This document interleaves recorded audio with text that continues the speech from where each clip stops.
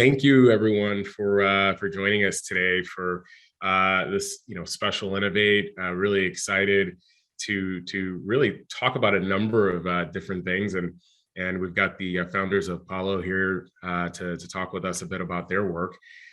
We've all heard about this gig economy, right? The gig economy is a labor market made up of freelancers and part-timers, and as opposed to sort of the full-time and fixed contract sort of folks. But we've seen the gig economy on a vast rise. Gig workers in all kinds of places can encompass, really a variety of fields. Everything from, you name it, driving a taxi to delivering insert here, and all kinds of performing arts and creative works as well. There was a recent study done by Gallup that about 36% of US workers are part of the gig economy, either through their primary or secondary jobs. Pretty interesting. A couple of other really interesting stats, that the gig economy has grown 15 times faster than the traditional job market, and that there were 23 million new gig workers in the US in 2020. So really interesting stuff here. We know that tax season is really hard, especially for freelancers. Thinking about my own personal experience, I'm sure any of you who've ever tried to manage your taxes as a freelancer knows just how much of a nightmare that can be. And taxes are due, coming up here pretty soon. Not sure if you're ready. We're getting ready on this end. Meet the founders of Paulo, a personal finance application to help freelancers better manage their money, and really are here to kind of help us figure out how to utilize technology to take control of our finances. But just want to quickly introduce the team. We've got Sanin, Mody, co-founder. We've also got Adiraj Gupta and Henry Barclay. And they're going to share their story, but just to kind of give an overview, I mean, really, if I remember correctly, you guys were saying you just wanted to create a solution to help people better follow their passions and try to make their lives a lot easier along the way. And really to kind of level the playing field, making more people aware of sort of, where they stand with regard to their finances and their taxes and whatnot. And if I remember correctly, you guys talked to a load of freelancers to get feedback and advice and guidance and all that kind of stuff. So, thank you for being here with us. We're really excited to really sort of hear about you guys, but maybe you can, and I'll just leave it up to you guys to decide who answers the question, but maybe you could, sort of share with us how Palo came to be. Yeah, sure. So, the three of us all started out, we all had sort of tech backgrounds before, but then we were all freelance for about sort of 5 years apiece and all been friends for quite a bit of time. And it was the tax season just ahead of COVID where the three of us were sort of complaining to one another because though being freelance has a lot of rewarding factors, a lot of freedom that comes with it, it can also sometimes, especially if you're in the US, can also kind of suck, because managing your business and personal finances, accounting, tax, it can get egregiously complicated, take a whole bunch of time, stress, money. I think I was paying thousands to an accountant on top of my various subscriptions and having no idea why I was spending that money. I think, Sanin and Raj had a similar problem. And so we thought there might be something to it. And you're right, we spoke to a vast number of people to make sure, it wasn't just us, that it was a larger issue. And so, we spoke in person to hundreds and hundreds of people. And then once we had a good set of hypotheses to prove out, we then polled nearly 8,000 people, I think, to really understand the market, how different archetypes behave differently, what their different problems were, and what they saw a solution as.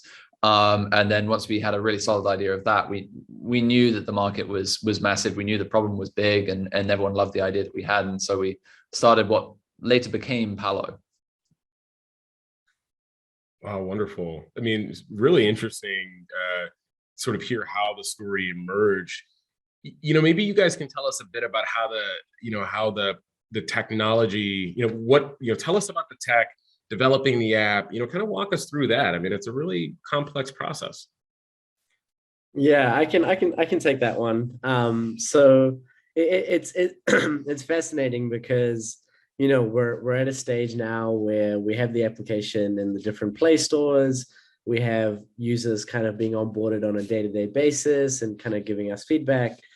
But the early days weren't like that at all, right? Like the early days was the three of us making really, really ugly sketches that we still have somewhere, and just having a lot of these conversations, like Henry said. So it's like, hey, you know, what do you use? What do you love about the products that are out there in the market? How do you currently solve this problem? If you had like a magical solution, what would that look like? And you know, what's the biggest problem that would solve for you? And then taking all of those ideas and those concepts through to slightly better designs with a friend of ours who was a graphic designer who just helped out. We just paid him with some lunches and a couple of dollars his way for his time, but yeah, basically did some slightly better versions of some sketches.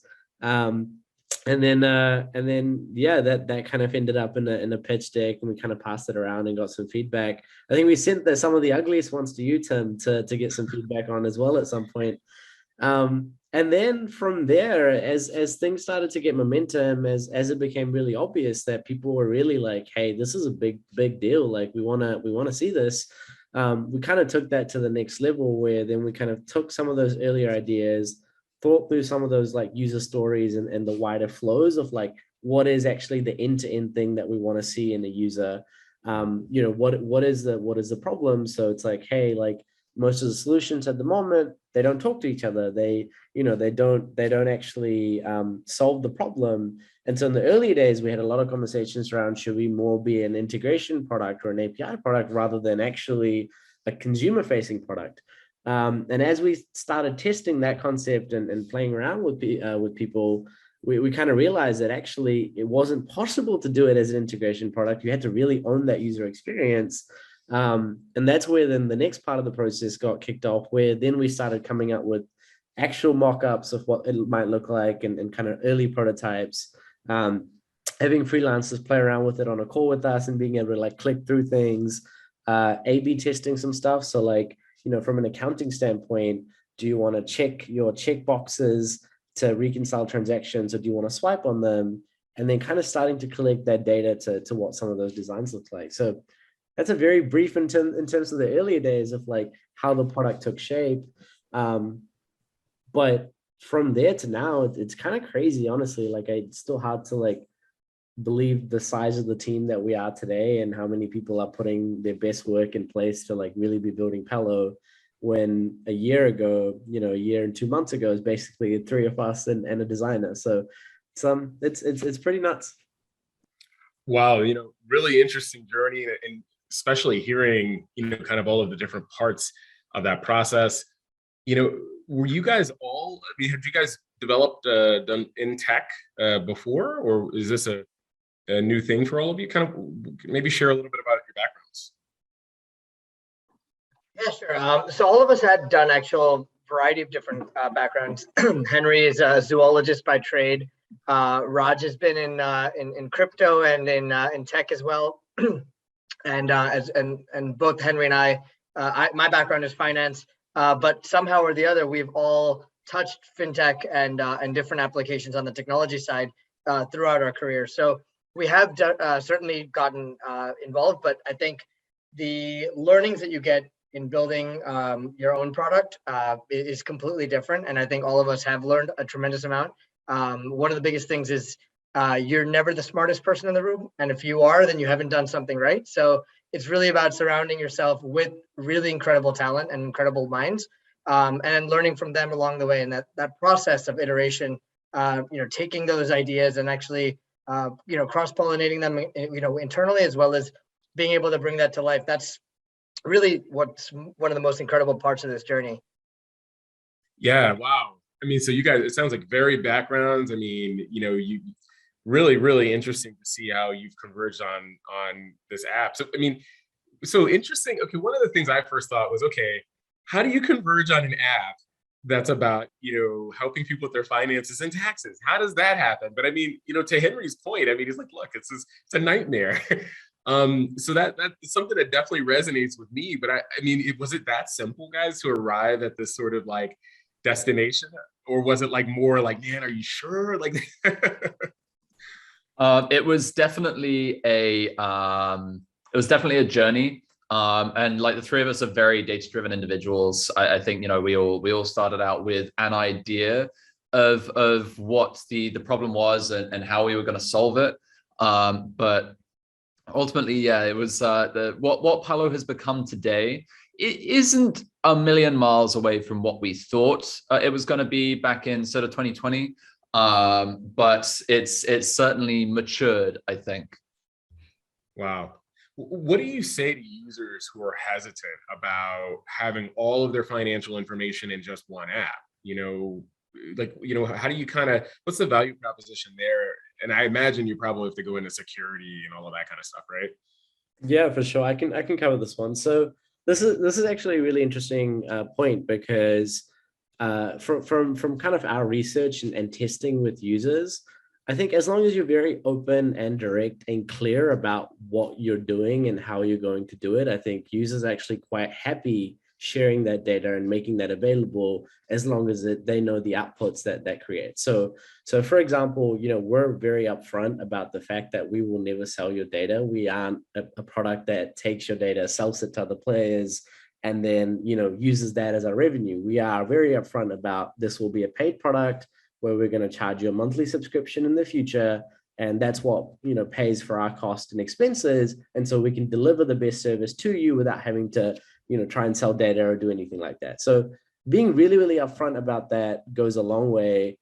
Being really, really upfront about the fact that your data is going into budgeting, it's going into financial insights, it's going towards your taxes, and then explaining how that works and really kind of helping educate people on that. We found that actually people are quite comfortable with just that little bit of context to actually give us that data and allow us to connect to their financial institutions. I think the other issue is there's a certain level of trust that you have to build with customers for that comfort to be there. But at the same time, it's a lot easier for a customer to build trust in one organization, especially if that organization is doing a good job, than 5 different applications and then that data is spread, right? So it's more a matter of, if you trust Palo and you know we're going to do right by you, then that relationship can continue and more data pathways can actually open up, versus having to think about, do I trust Mint? Do I trust, you know, Truebill? Do I trust like 5 other applications that they may be using for their day-to-day things? Interesting. You know, totally curious, Adi, you know, for those of you who have been to Innov8 before or tuned in before, you know, Adiraj did a session for us on creating his awesome Adi token. So Adi, is there any, you know, what everyone's now calling Web3? Is there any Web3 stuff in Palo or behind the scenes in Palo? So you're gonna make me spill the beans here, Tim, and the three of us haven't talked about this yet, but I'm just gonna say yes, yes to that. I'm not gonna say what we're doing in that space, but the only hint I'll give is one of the biggest issues in the Web3, in the crypto space in particular, is we have a lot of assets and we have a lot of resources that are actually kind of locked to that ecosystem. And then you have players like Coinbase that and FTX that control that market because they become the fiat on-ramps and off-ramp into that space. But even more than that, so, you know, taking aside the conversion part for a second, the other big issue is there's no simple way to take your asset and take your liquidity like you can do with real estate and actually spend that, and coupling that with how freelancers credit is thought about, right? So like if I'm a freelancer, you know, my credit is based on my FICO score, unlike a small business where the credit is based on the business. So that's all the hints I'm going to give, but there's some really cool stuff that we're working on there that will hopefully bridge that gap and bring kind of Web3 to the traditional world and to freelancers as well. Well, that's pretty. So Barnaby, I will say we don't have an NFT thing. So that I can definitely say we don't have an NFT thing. But, you know, We'll see. Maybe we'll change our mind about also doing an NFT, but that's not the current plan. Look at that. You've got some excitement already. Like, so, this is, it's always fun to really hear, what kind of innovative and emergent things that are going on. And I mean, it's fascinating to hear. So, we'll stay tuned and see what, when you guys are ready to spill the beans on that. So the only thing I'd say on the NFT thing is Barnaby, I'm not sure if you want our pretty pictures as your NFT that you buy. So, I personally wouldn't buy a picture of me, but that's each to their own. Well, not to derail us too much, wasn't there just recently, there was a guy who made a load of money off of his selfie NFTs? Yeah, I believe that was like a $32 million NFT sale, which, I mean, just insane, right? I have no words. So guys, another question for you. I mean, look, freelancers spend a ton of time managing their finances. Why is this so difficult? I'll tell you, one is, if you think about finances, it has always been more challenging than most people can, care to admit. Even people that are in finance, they can do corporate finance, but try asking them about their personal finances, and 80 to 90% of them will also say the same thing. When it comes to freelancers, they usually, there's a gamut of different type of genres in which they play in. There's service providers, there's e-commerce providers, there's a variety of different services which people provide, and a lot of them have nothing to do with finance, but they may be very skilled in whatever service that they're providing. Typically, when you're fully employed, there is an entire team managing a variety of different pieces of that journey, everything from your taxes on, from federal and state income tax standpoint, withholding, managing, benefits and other things that you require, as well as other pieces of that journey, which, if you think about, the number of hours in your day, if someone else is doing that, that's where you're able to focus on your core. As freelancers and self-employed people, you are now responsible for each of these different journeys. So one is the sheer volume of information that you need to process to be able to actually do any of these well is so challenging, and that's where the challenge, I would say, starts from. But it only stems from there. The U.S. tax system and IRS hasn't made it easy either. Wow, and when you sort of think about the fact that the taxes, that whole dynamic, one of the things I was really curious about, and stop me ahead of time if I'm like jumping way too far ahead, but I was just kind of curious, how do you help with that in different countries? I mean, I'm assuming that there's going to be a global audience here. Are you guys, are you limiting it initially? Are you planning to open it up broadly? Kind of what are your thoughts on that? So initially, we are focusing on the U.S. market, but you're absolutely right. This is a problem, as well as the gig economy concept isn't restricted to the U.S. It is a global issue, and it's more and more as more and more people are getting on connected to the internet. Services in general that they can actually provide in the in their own space are more and more abundant. So this challenge of managing that whole process is a global issue.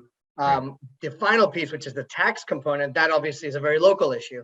So it's really about perfecting and making sure that other user journey, which does translate well amongst different markets, and then figuring out the right markets to be able to focus on from a tax perspective. That's kind of what will drive different expansions over time. But at the moment, we're definitely focused on the U.S. market. Okay. Tracking your expenses is really tough. I sort of earlier heard Adiraj allude to an idea of swiping, but I'm curious, how are folks managing their expenses within Palo? And also, are there any kind of expenses that are typically missed or commonly missed, or, sort of some that you'd say, hey, these fall through the cracks all the time? Yeah. So the swiping part, when we were doing kind of market testing on what is the best behavior to be doing those reconciliations and validation and kind of making sure that all the details are correct, that's a really, really boring accounting problem, right? Like doing reconciliations and matching to the correct category, to the correct account, that across the board is just really painful. And And some platforms, when they launched a decade ago, did a good job of that, right? Like Xero, when they first launched a decade ago or more, that was the core of why they were successful, because they took an Excel matching thing to a digital one. And in a lot of ways, like, we're kind of the next iteration where, like, 10 years on, what we're doing is taking that to the next level, because there's a lot more muscle memory that people have built up now, right? So like, we showed our reconciliation to freelancers, and we showed other products to freelancers, and it was so fascinating to see them intuitively understand what to do, because they're so used to dating apps, they're so used to swiping, and having that format, right? And being able to very, very quickly scan the information and confirm it, versus the historical typical accounting format of, like, you've got transactions and charts on one side and then the other, and then trying to match that. Accountants are great at that, but your average person isn't built with that muscle memory. So that was one big thing that we found, in terms of, like, just how quickly people understood that and just adopted it. And then transactions that fall through the cracks, there is definitely a few of those, right? Prime example is Amazon. And the reason Amazon's a prime example is because when you think about subscriptions and upcoming payments, for example, which is something that you can do in Palo, you can do full budgeting, right? The way that in the early days right now, as we're analyzing, transactions and automatically categorizing them, Amazon is considered a subscription because I'm Amazon Prime. Equally, people are buying random purchases and things that are chaotic. So it raises a technological thing of, like, hey, do you associate vendors to something that is considered a subscription, or do you associate transaction dates, all of these various other factors that go into making that decision? So that one is one in particular that, we have to really double check with the user on, is this a subscription for Amazon versus have you made a purchase? And depending on that, the categorization changes, right? Because one could be an entertainment versus the other is you bought snowboarding equipment, and that's something completely different. So that one's a prime example of where, like, that categorization is particularly going to evolve over time. And the other one is tips, right? So like, Palo has the ability to match your receipts and kind of associate them to the right transaction. But depending on different payment providers and depending on different banks, sometimes the name of the vendor and the details that we get can slightly deviate. Sometimes the dates on transactions can slightly deviate. Depending on people's handwriting, the tip amounts can slightly deviate. So making sure that those are accurately matched, and it's a combination of OCR and an algorithm to do that, refining that and kind of tweaking that will always be an ongoing thing that continues to evolve. Yeah, wow. And you mentioned, like, using OCR tech and other parts in there. That's pretty interesting too. Curious, are there any, like, sort of basic personal finance tips that you might give freelancers or anyone really? Because frankly, we meet our students. Our students are bloody brilliant. I mean, they're like students out there who are doing really amazing side gigs in their own personal time. And I'm not even sure if they think of themselves as freelancers per se, and maybe, are, but curious, are there any kind of personal tips that you might have for any of us, really, sort of finance tips around, just in general? Yeah, so I'd say first up, like, if someone's freelancing, to ensure that they're putting aside like 20-30% of their income for taxes at a later date. I think a lot of people find it's a little upsetting when they get to the year end and they find out they haven't saved enough to pay the tax man, or quarter end, as it were, because freelancers generally pay quarterly taxes.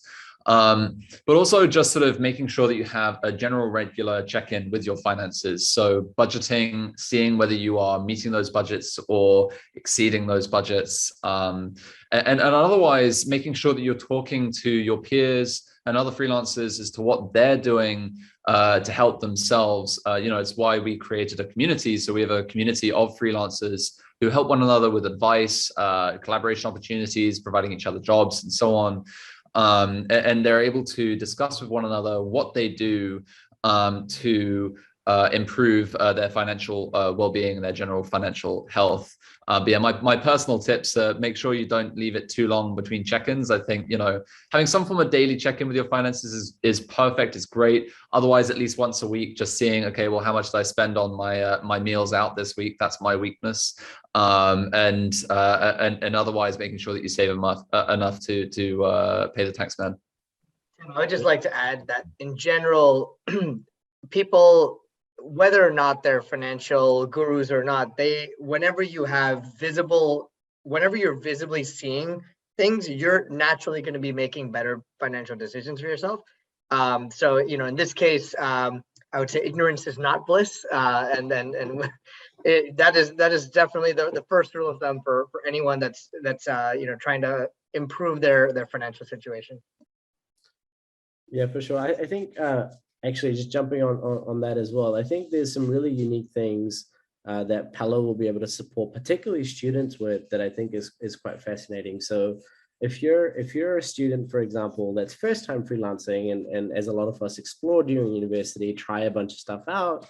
And let's say you're an engineering student that's for the first time trying freelancing. Maybe you're working on a internship, contract project on the side, or it could be, you know, helping a cousin build a website, and they're going to get some compensation for that, for example. One of the things that's really, really, really hard about freelancing, and this is something where from our communities we see a lot, is people struggling to price what they should price at, right? Like, what should you start at from a pricing standpoint? Where should you head to as you gain more experience? And so one of the really cool things that we're working on at Palo is the ability to actually, as you start adding products and services to your invoices, it actually analyzes data across Palo and can start to give you insights. So for example, if you start typing website design, Palo may be able to show you a bell curve that says, hey, typically freelancers that charge for website design on an hourly rate charge from $5 an hour to $200 an hour. And so it helps you make that decision on what the ranges are and what's a sweet spot that you might consider coming into. The other end of that is equally true. So for example, if you're, you know, buying some supplies and you're, for example, you fix doors for a living, and some of these examples are really bad, by the way, but you fix doors for a living, and you know, you buy a certain door when other people in the network may actually be purchasing the same door for a lot cheaper. Then again, on the reverse of that, being able to give insight so that you're making better decisions over time, especially if you're buying a recurring product over and over again that other people may also be buying. So those things I think are going to be particularly interesting for first-time freelancers and students as they start to go into that space. Great tips, guys, and really interesting just thinking about the different ways that one, you're thinking about this challenge holistically, but something that Henry said that really fascinated me, you talked about the community. Actually, I heard Adi mention it too. So tell us a little bit about the community. I don't think I know enough about that. Sure. So we actually started sort of trying to bring people together for a community where inherently there is more value the more people are in it.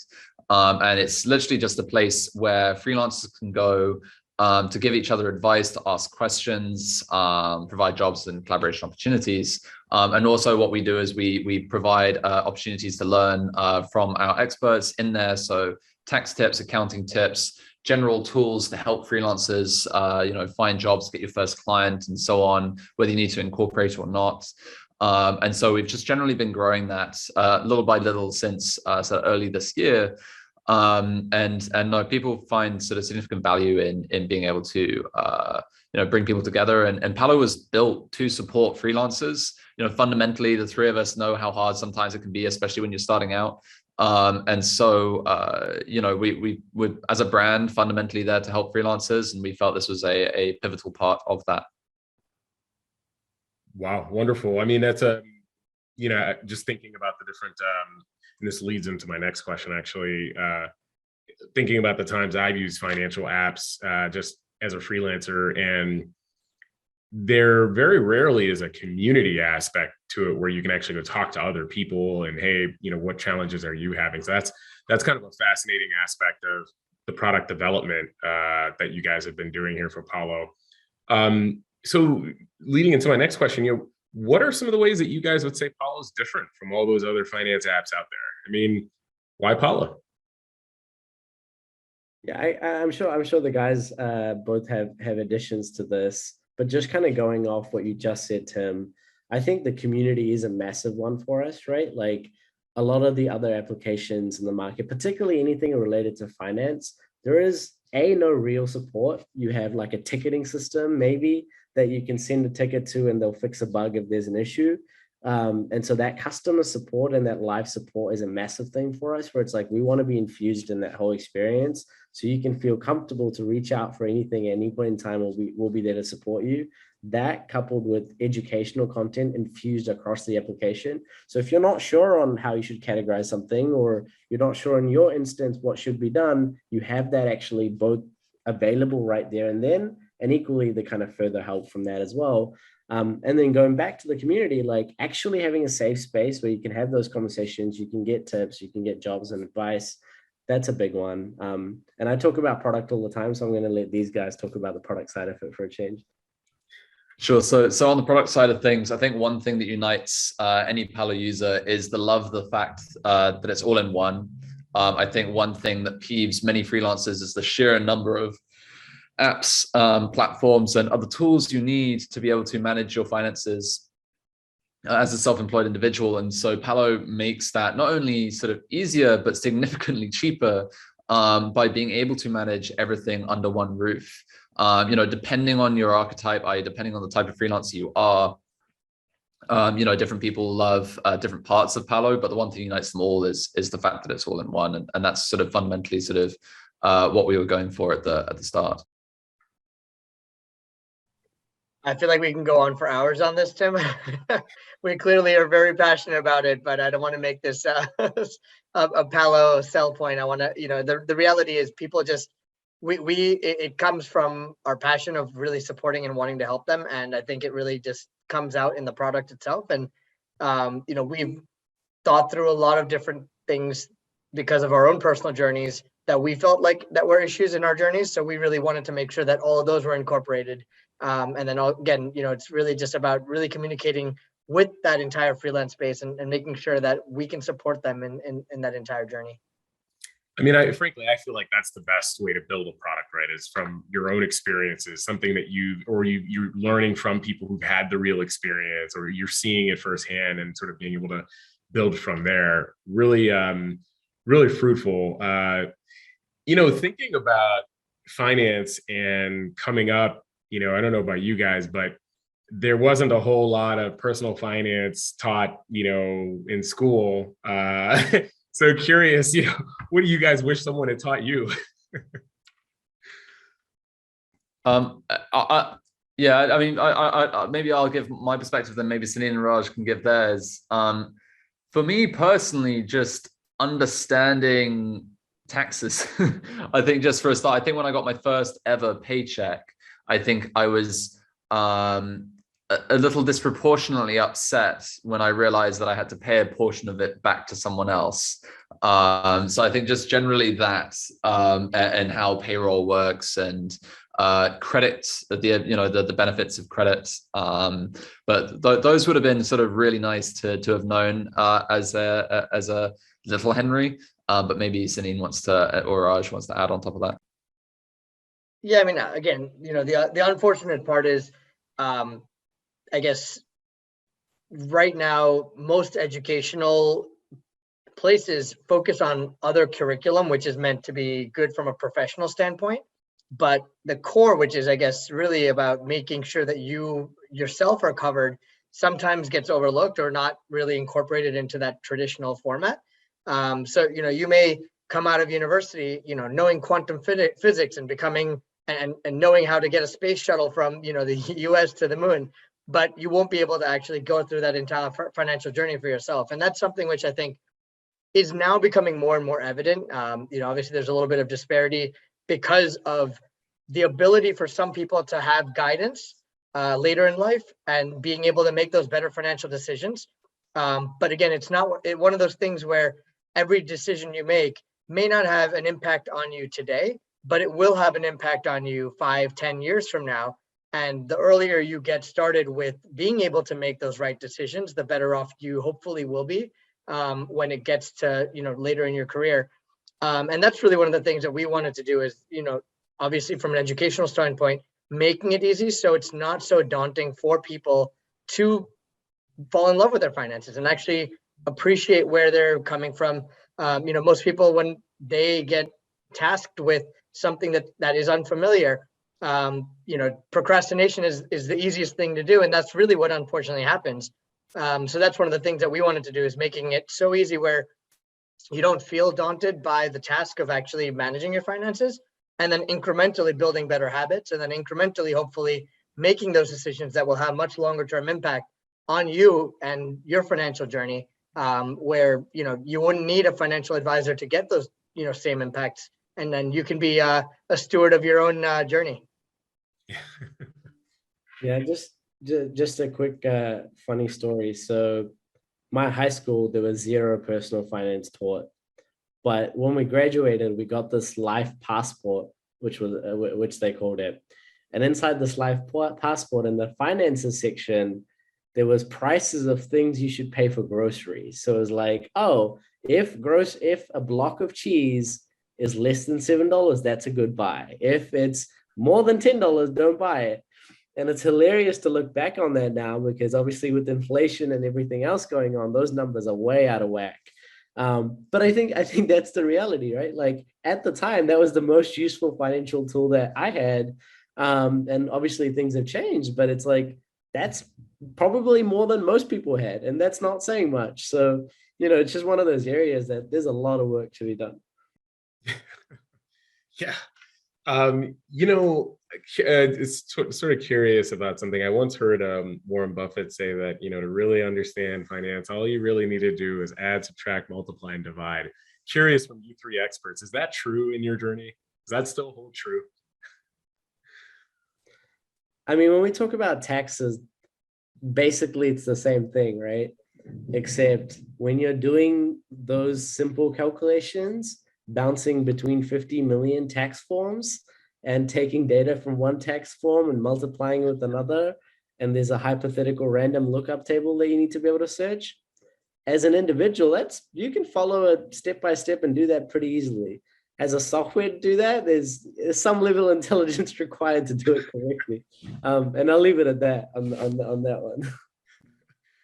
Good point. Well, you walked right into my next one, which is, look, tax season is here, right? How can freelancers get themselves prepared? Well, I feel that if they're not prepared now, then please, for the love of God, file an extension. Because the deadline is looming. But typically speaking, I think, for next tax season, the best thing to do, stay on top of it throughout the year. You do not want to get to the end of the year and really have no idea as to how much tax you're going to owe, how much you're going to get refunded, if anything. You really want to stay on top of it throughout the year, and then file early in the tax season. Just stay on top of it, and it'll be a far less painful process. Fair. And obviously do that through Palo. Nice add in there, Henry. So, actually, that leads right into the next one. How can the attendees here learn about Paulo and what you guys are doing and your work? What's the best way for the attendees to learn more? Henry, maybe you want to take this one? Yeah, sure. So ultimately, if you want to learn more, then obviously, go to our website, palo.com. And of course, we're always keen for people to try out the app. There is quite a wait list, but I'm sure we can do something to move you up that wait list. But you can find the app in the app stores. You'll be able to put your number in and it'll get you through to the wait list. And then I'm sure we can arrange something to move people through. But generally speaking, you always can find more on the website. You can also join the community, which again, you can find details about on our website. And if you want to arrange a separate discussion with us, you can always speak to us on the website. The live chat function does actually get straight through to the three of us. We always believe in being as close to customers and everyone else as possible. But yeah, that's the best way to learn a little bit more whilst we're in our sort of early stages. Sweet. Let's see if we've got some questions for the Paulo team. Looks like, Barnaby, looks like you've got one. Want to invite you to ask it, please. If you can, if you're in a position to. If not, I can read it as well. Yeah, I'm in a position. Sorry, I just had it on mute. But I was curious, as you're moving into this fiscal empowerment, both to individual freelancers and organizations within the gig space, and applying these new concepts around purchase and lease and buy and subscription models, have you thought of what sustainability principles or practices you're hoping to encourage in others? Because it feels like you're right in this space where there's a broader global conversation around Web3, around gig, that you might be in that sweet spot of saying you could move companies that may not have the fiscal capacity to be able to promote or enable sustainability across their organizations due to their scale. Yeah, I can touch on that a little bit, and then maybe the guys have some stuff to add to that as well. So the first thing that I'll say is our complete focus right now is on the customers. So we just want to understand as much as possible, and the first problem to solve, the first job to do, is really nailing the experience so customers absolutely love us and want to use us to help make their life better. On that note, the first step towards that empowerment is actually empowering the customer to be better financially and saving money and doing those things. And there's a few ways that we can do that right out the gate, right? So the first way is by displaying a customer's credit score and then giving them improvements and tips to improve that, so they are personally on a better financial position. The second thing in that process is helping them understand their finances, which comes from insights, which comes from budgeting. And then we have actually really like articles and things inside infused into the application so that you can make better decisions if you have savings left over that you didn't have before.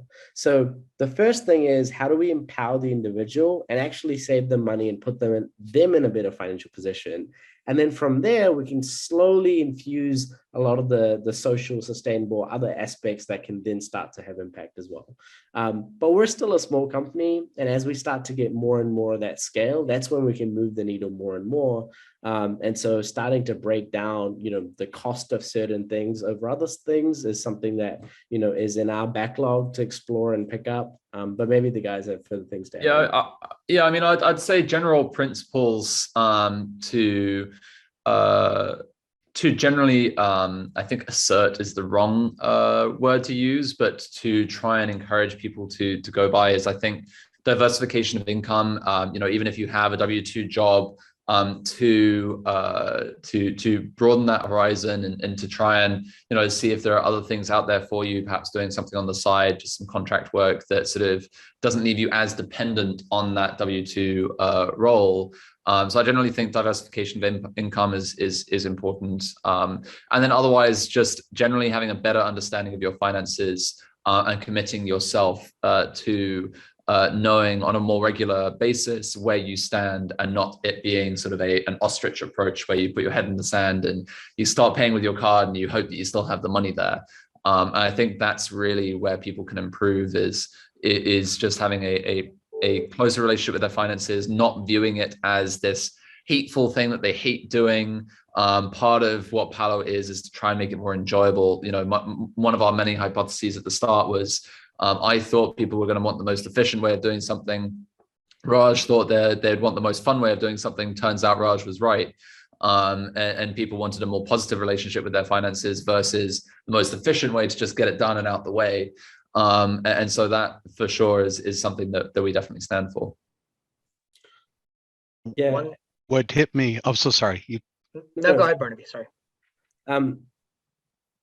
Yeah, Barnaby, sorry, you go. What hit me was, so BLab is out providing accreditation to companies. You're familiar with their work and their certification process. That's out of the reach of myself.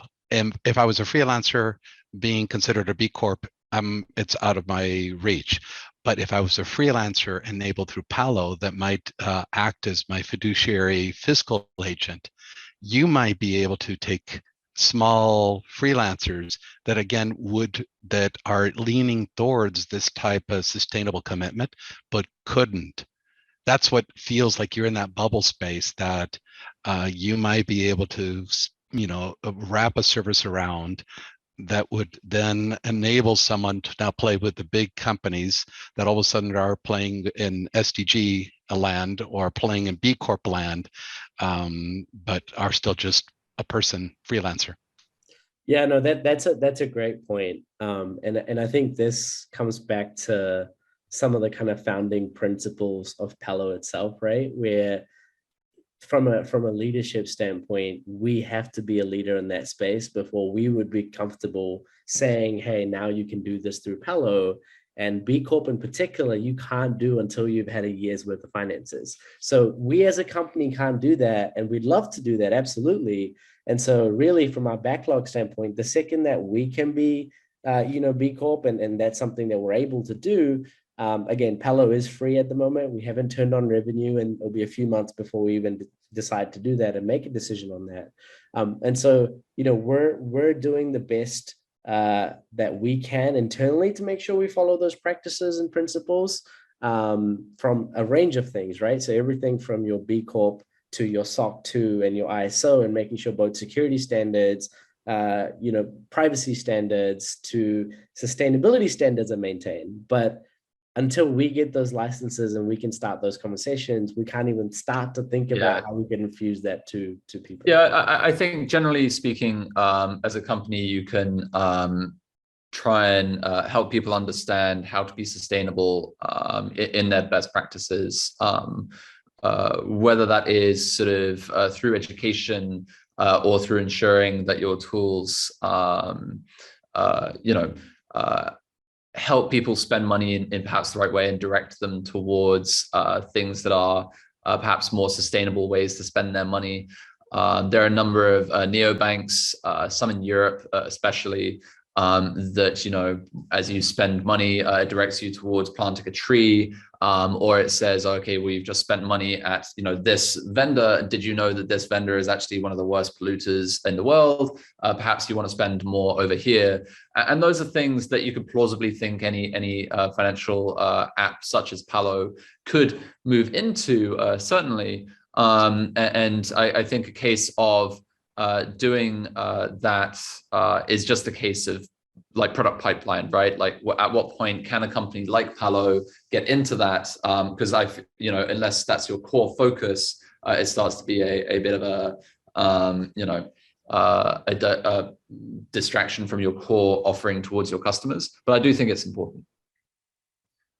Awesome. Thank you for that question, Barnaby. Curious if there are any others. I know we're approaching here the top of the hour, and I don't see any other questions in the chat, guys. I want to thank you so much for the time today, because it's really interesting to me, really just hearing about how the story about how your app came to life, how you guys have, really sort of been thinking about the tax challenges and the financial challenges that, we're talking about freelancers, but they sound like challenges that pretty much all of us have.